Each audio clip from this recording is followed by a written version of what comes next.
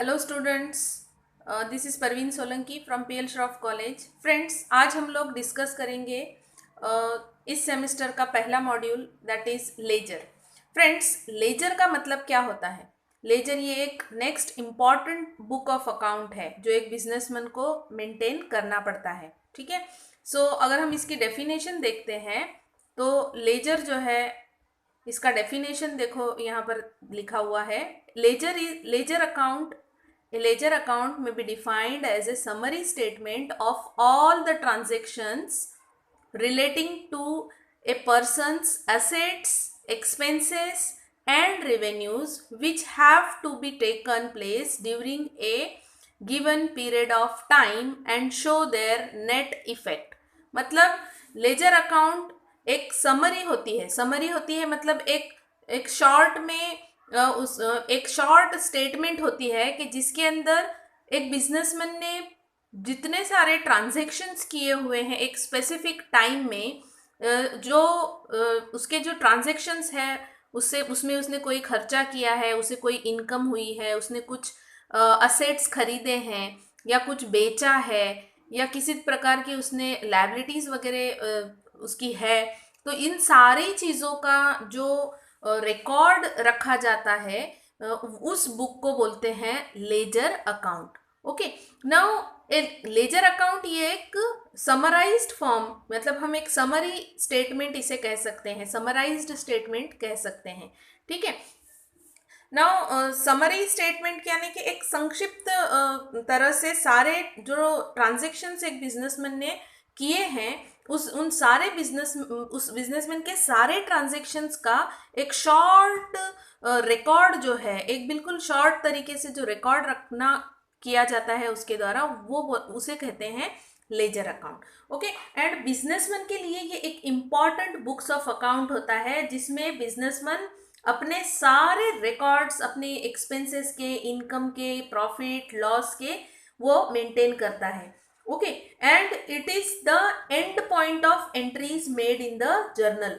एक बार जर्नल के अंदर एंट्रीज पास करने के बाद नेक्स्ट काम जो बिजनेसमैन को करना होता है वो होता है जर्नल में पास की गई एंट्रीज के बेस पे लेजर पोस्टिंग को करना। वो लेजर के अंदर पोस्टिंग करता है या फिर सब्सिडरी बुक्स के अंदर उसकी एंट्रीज पास करता है। राइट नाउ, जो लेजर बनाना ये बिजनेसमैन के लिए बहुत इंपॉर्टेंट एस्पेक्ट होता है। ठीक है। तो अगर बिजनेसमैन को पता करना है कि किसी एक खास डेट पे, स्पेसिफिक डेट पे उसके कौन से कस्टमर्स हैं या डेटर्स हैं, तो उसे उस लेजर बुक्स ऑफ अकाउंट के लेजर में देखकर पता चल जाता है। जैसे कि डेटर्स का वो सेपरेट अकाउंट मेंटेन कर सकता है, क्रेडिटर का सेपरेट अकाउंट मेंटेन कर सकता है। अगर उसे पता करना है कि मेरे टोटल परचेसेस कितने हैं इस मंथ के या मेरा टोटल सेल कितना है इस मंथ का, तो वो परचेस बुक की यानी परचेस अकाउंट में बनाकर देख सकता है। परचेस अकाउंट जो उसने बनाया है उसमें इसका रिकॉर्ड देख सकता है कि इस पूरे मंथ में उसने कितना परचेस किया है या कितना सेल किया है। वो सेल्स अकाउंट में वो देखकर जानकारी प्राप्त कर सकता है। राइट, इसलिए इसे एक समरी स्टेटमेंट कहा जाता है। अब हम नेक्स्ट चीज देखते हैं कि एक बिजनेसमैन को इसकी क्या जरूरत है, व्हाई, क्यों जरूरी है, नीड क्या है, क्या जरूरत है। सो यहाँ पर देखो लिखा हुआ है need for ledger. Need for ledger, सबसे पहली जो नीड है वो है ledger is useful for maintaining individual records of person with whom the business keep dealing. Businessman किन लोगों के साथ बिजनेस में डील कर रहा है उसका रिकॉर्ड मेंटेन करने के लिए लेजर जो है वो मेंटेन किए जाते हैं। ओके, सो लेजर किसके लिए यूजफुल है? किसी इंडिविजुअल पर्सन के साथ हमने क्या क्या ट्रांजैक्शन सेटल किए हैं उसकी जानकारी प्राप्त करने के लिए लेजर का होना जरूरी होता है। अगर हम इसका दूसरा नीड या दूसरा जरूरत देखें तो दूसरी जरूरत है it keeps record of every item of properties, expenses, income, gains and losses. ये जो लेजर अकाउंट्स होते हैं ये एक प्रकार से रिकॉर्ड्स रखते हैं। हर एक प्रकार की जो बिजनेसमैन की प्रॉपर्टी होती है या उसके खर्चे होते हैं या उसकी इनकम है या प्रॉफिट है, लॉस है, उन सब के बारे में जो जानकारी रखने का काम है, जो रिकॉर्ड मेंटेन करने का काम है ना, वो लेजर की मदद से पॉसिबल है। तीसरा काम जो है तीसरा जो नीड है, जरूरत है लेजर अकाउंट बनाने का, वो है amount due from various debtor can be known easily and quickly from the ledger. अगर हम लेजर बनाते हैं तो हमारे डेटार यानी हमने जिनको उधारी पे माल दे रखा है, उन उधारी पे जो दिए हुए लोगों के बारे में इंफॉर्मेशन हम क्विकली पता कर सकते हैं। अगर हम एक लेजर अकाउंट बनाते हैं डेटार्स के नाम का, तो हम क्विकली पता कर सकते हैं कि मेरा पैसा किन किन लोगों के पास से उधारी आने की है।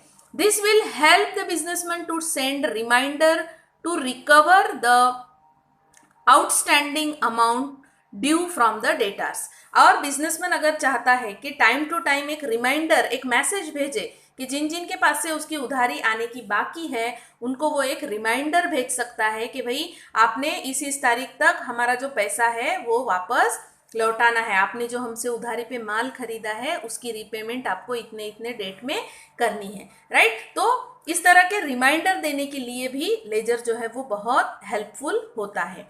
पॉइंट नंबर 5, अगला पॉइंट पॉइंट नंबर 4 यानी फोर्थ इसका जो इंपॉर्टेंस है वो है अमाउंट ड्यू टू सप्लायर और क्रेडिटर। जैसे हमने जिनको उधारी पे दिया है वो हमारे डेटार है, वैसे ही हमने जिनसे माल उधारी पे लिया है वो हमारे क्रेडिटर या सप्लायर होते हैं। तो हमारा उनसे कितना माल हमने उनसे कितना माल उधारी पे लिया है हमारे क्रेडिटर्स से, उन्होंने हमें कितना उधारी पे माल दिया है, यानी हमारे सप्लायर को हमने अभी कितना पैसा देने का बाकी है, वो अगर हमें पता करना है तो we have to maintain the laser.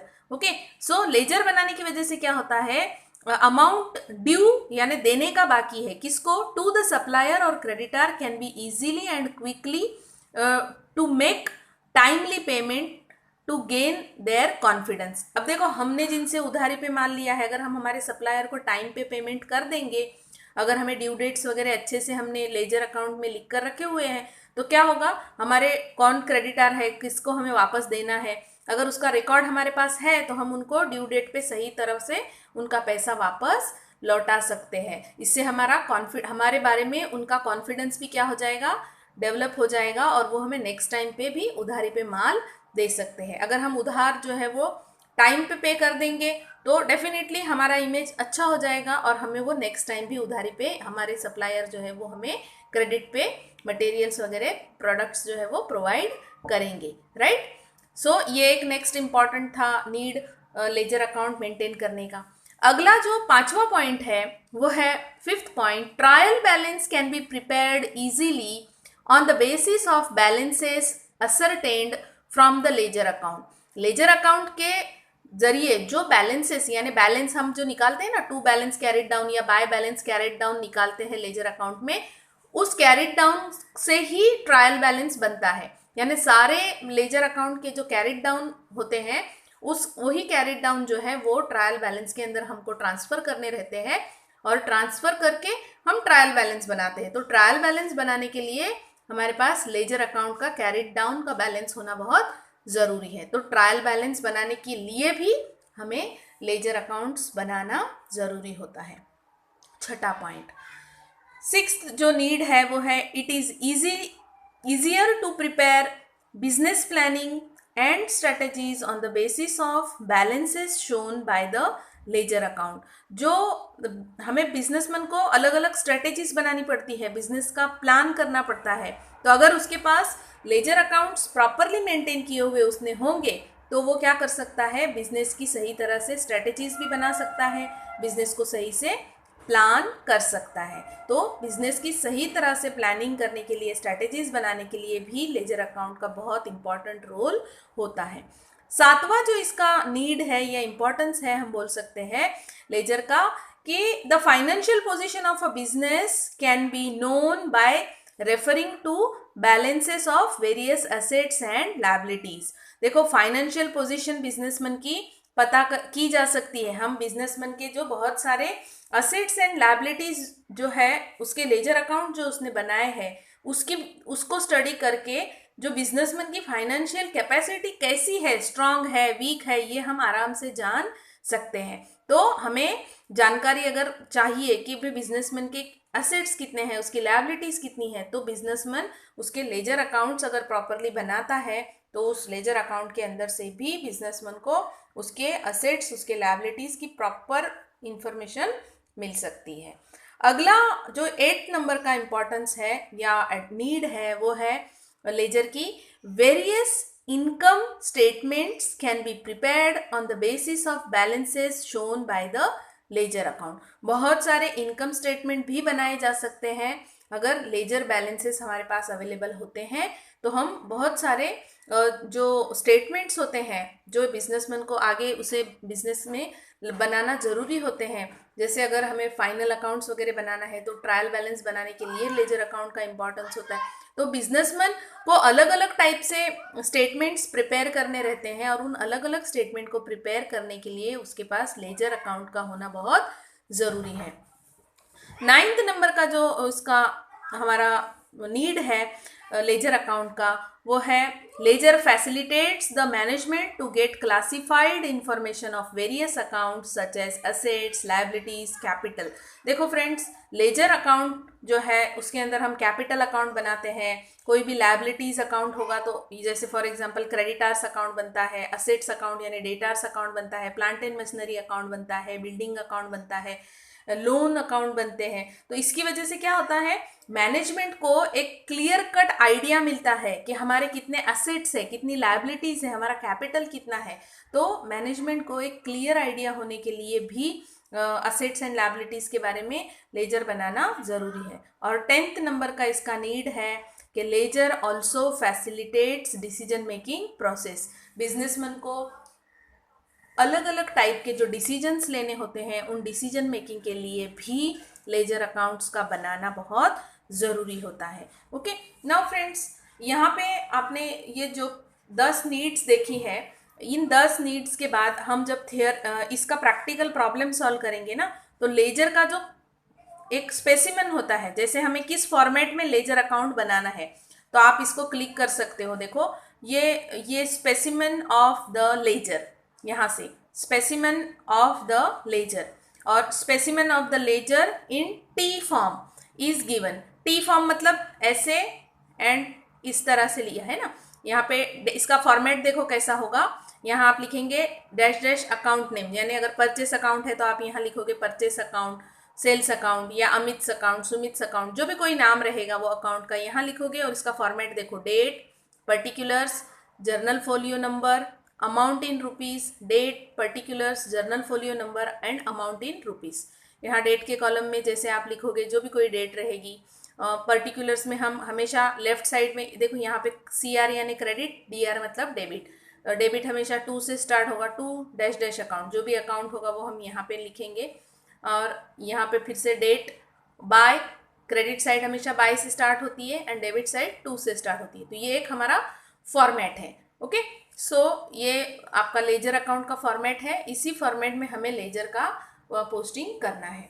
Now next lecture में हम लोग इसके आगे जो हमें सीखना है वो हम I will explain you in our next lecture. Okay, so अगले लेक्चर में हम लोग प्रॉब्लम्स सॉल्व करेंगे।